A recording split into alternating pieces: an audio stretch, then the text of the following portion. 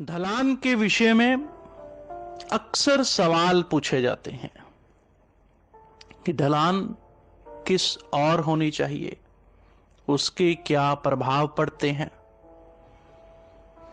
वास्तु में हम लोग मुख्य 8 दिशाएं मानते हैं। उनमें से अगर किसी भी भूखंड की ढलान है जो पूर्व की तरफ हो, तो उस भूखंड के ऑनर को, निवासी को हर तरफ से धन लाभ मिलता है, मान सम्मान बढ़ता है, प्रतिष्ठा और सुख में वृद्धि होती है जब तक वो उस भवन का इस्तेमाल करता है। वही ढलान दक्षिण पूर्व की तरफ हो, आग्नेय दिशा की तरफ हो, तो उसी जातक को कहीं ना कहीं अग्नि से डर, शत्रुओं द्वारा चोट पहुंचाए जाने की संभावना और कुछ हद तक घर में भी कलह कलेश रहेगा। वही ढलान आगे बढ़ते हुए दक्षिण दिशा की तरफ हो किसी भूखंड की, तो उस घर में रहने वालों के लिए नेष्ट फल, थोड़ा तीखे शब्दों में कहूं तो बर्बादी जैसे, मृत्यु का भय उस घर में बना रहेगा। रोगों में भी वृद्धि होगी और कहीं ना कहीं प्रत्यक्ष धन की हानि होगी उस घर में जिस घर में ढलान दक्षिण दिशा की तरफ होगी। वही ढलान दक्षिण और पश्चिम दिशा की तरफ मुड़ जाए, नृत्य की तरफ,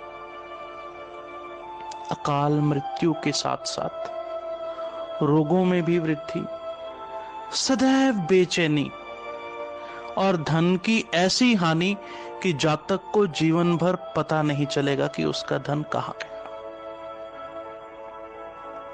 ढलान तो पश्चिम की तरफ भी नहीं होनी चाहिए।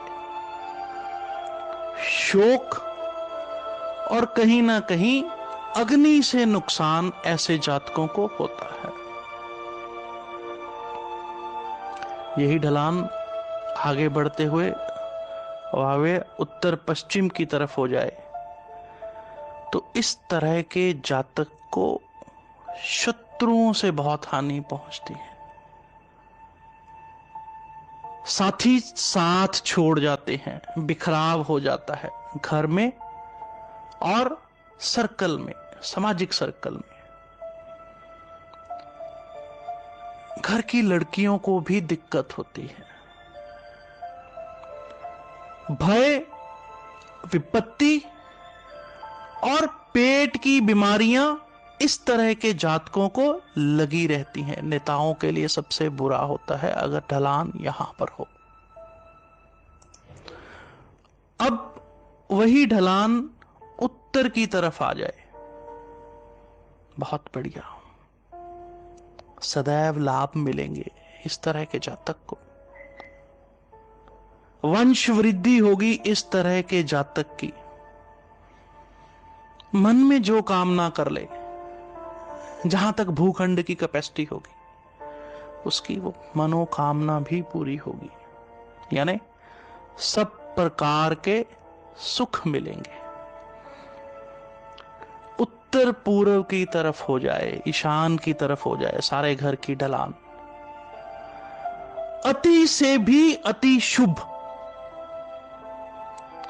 सात्विक आध्यात्मिक जीवन, सुख भी मिलेंगे, सुविधाएं भी मिलेंगी, धन भी मिलेगा, वैभव भी मिलेगा और धर्म का भी वास होगा।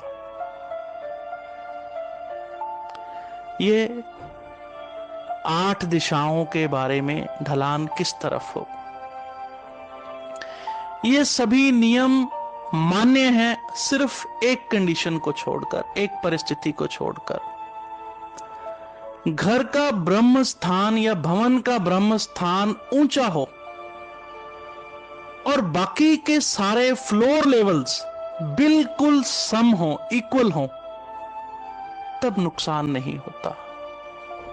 अन्यथा सभी 8 दिशाओं का वर्णन मैंने अपने हिसाब से किया। उम्मीद करता हूं आपको पसंद आया होगा। धन्यवाद। जय श्री राम।